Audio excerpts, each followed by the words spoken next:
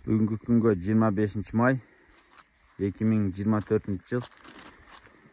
Біз тоға келдік.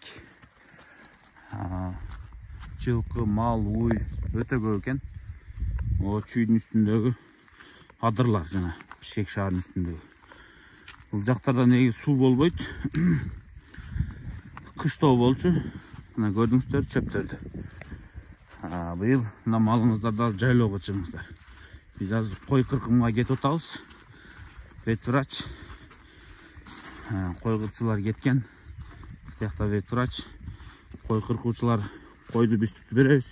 Жүні кыркып отқанда ветврач тастас. Вакцинациясын атып ішті қылып қояды. Айтайын деген жайлаудың чөпті биыл Алла Тағала беріп қойып тұр.